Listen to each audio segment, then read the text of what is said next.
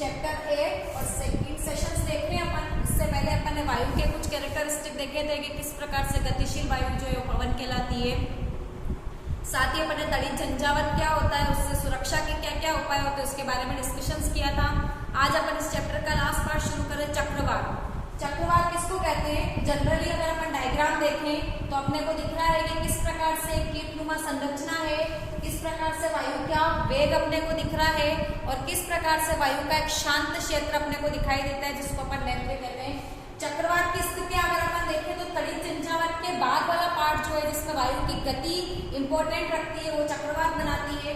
किस प्रकार से चक्रवात बनता है? तो दो क्षेत्रों के बीच के ताप में अंतर के कारण। सबसे पहले तो जनरली अपन देखते हैं तो जहां पर जैसे जैसे हम पृथ्वी से ऊंचाई पर जाते हैं तापमान जो होता है वो कम हो जाता है और पृथ्वी के समीप अगर अपन देखें तो तापमान अधिक होता है। तो वहां पर दो तापमान के क्षेत्र में अंतर होने से वायु की संवहनी धाराएं उत्पन्न होती है।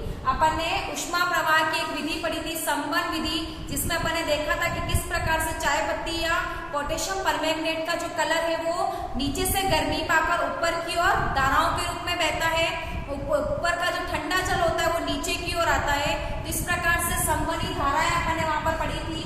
ऐसा ही यहाँ पर तापमान में अंतर से वायु की संवहन धाराएं उत्पन्न होती है। जब उसमें गर्म वायु जो होती है वो ऊपर उठती है, हमको पता है कि गर्म वायु जो होती है वो हल्की हो जाती है और ऊपर उठती है, उससे वहां का जो दाब होता है वो न्यून दाब हो जाता है, वायु दाब वहां का कम हो जाता है। न्यून दाब क्षेत्र जो होता है वो क्या होता है, क्रिएट होता है, बनता है। उसी के अपोजिट जो ठंडी वायु जो होती है वो न्यून दाब क्षेत्र की ओर प्रवाहित होती है। हमने पढ़ा था थल समीर जल समीर, उसमें यदि एक जगह से गर्म वायु ऊपर उठ रही है तो वहां पर वायु दाब की कमी के कारण दूसरी तरफ से वायु दाब जो है वो नीचे की ओर आता है और इस ऊपर उठती वायु की कमी को पूरा करता है। सेम यहाँ पर ऐसे हुआ, नीचे से वायु गर्म होकर ऊपर उठती, वहां से ऊपरी क्षेत्र की वायु जो होती है वो न्यून दाब क्षेत्र की ओर आती है। गर्म वायु ऊपर उठकर ठंडी हो जाती है क्योंकि ऊपर वायु दाब कम है, तापमान कम है। इस कारण से उस वायु के अंदर जो जल की मात्रा है या आर्द्रता है वो संघनन की क्रिया के दौरान, हमको पता है कि जल वाष्प का जल की बूंदों में बदलना संघनन कहलाता है और उस संघनन के कारण वो जल वाष्प जो होती है वो धूल, धुएं, कार्बन और मिट्टी के कण के साथ मिलकर बादल बनाती है।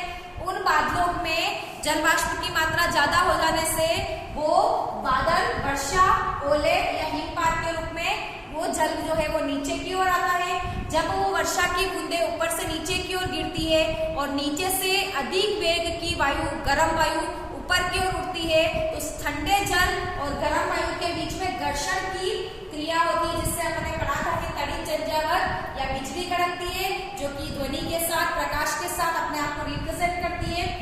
इस तड़ित झंझावात के बाद मौसम की विशिष्ट परिस्थितियों के कारण, वायु वेग के कारण, अत्यधिक वायु के कारण, तापमान के कम या ज्यादा होने से उन परिस्थितियों में जो तड़ित झंझावात जो है वो चक्रवात का रूप ले लेता है, जिसमें लगभग 150 से लगाकर 250 किलोमीटर पर घंटे की रफ्तार से हवाएं चलती है।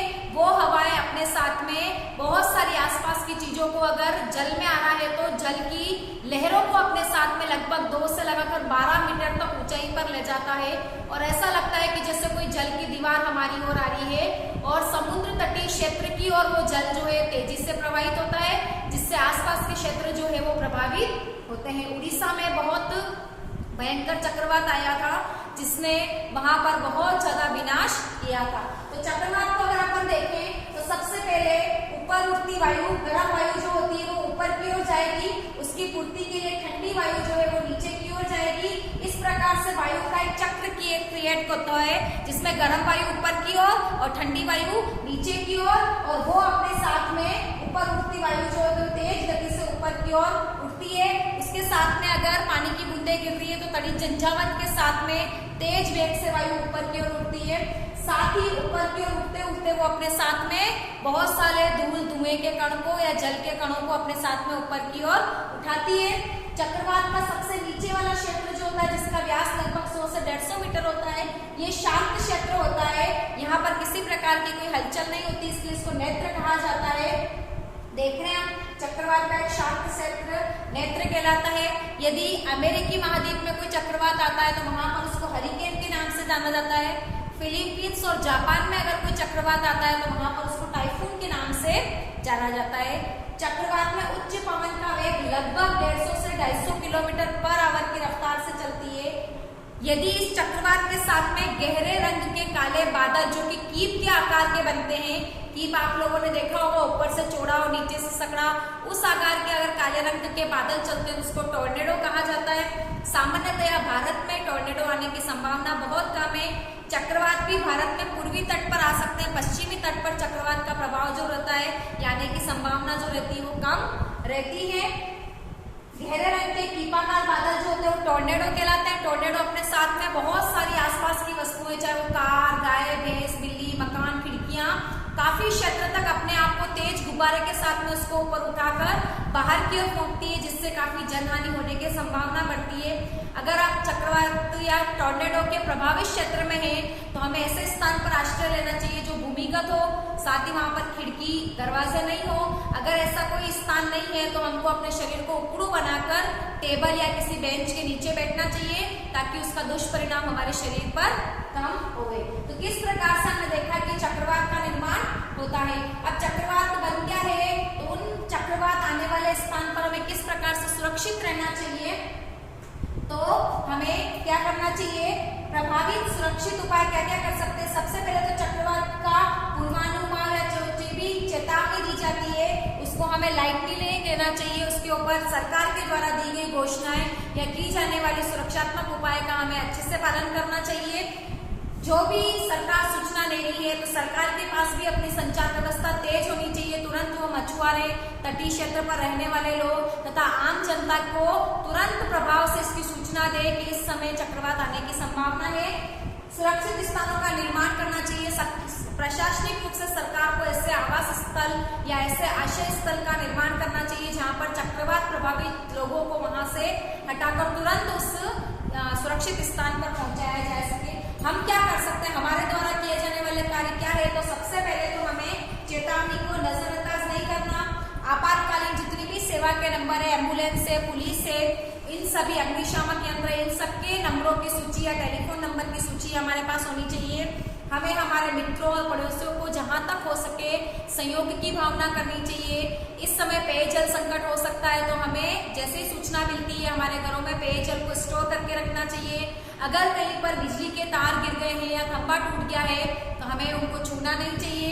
यदि हम बाहर नहीं निकले तो बेटर होगा।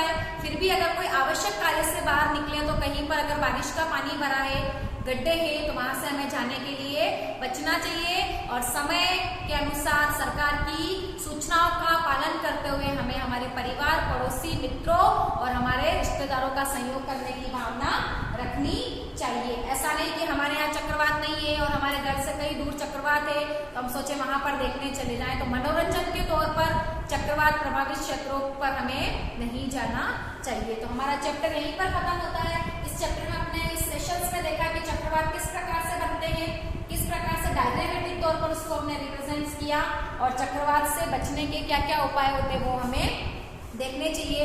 पहले चक्रवात की घोषणा करने तुरंत नहीं होती थी, तुरंत होती थी तो लोग उससे बचने के लिए आश्रय स्थल पर जाने में थोड़े असफल रहते थे। लेकिन अब तो इतने उग्र और संचार व्यवस्था इतनी अपडेट हो गई है कि हमें लगभग 2 दिन पहले, 48 घंटे पहले इसकी सूचना मिल जाती है तो लोग सुरक्षित स्थानों पर चले जाते हैं। यह हमारा चैप्टर यहीं पर खत्म होता है। नेक्स्ट सेशन में हम नए चैप्टर के साथ फिर से मिलेंगे। Thank you.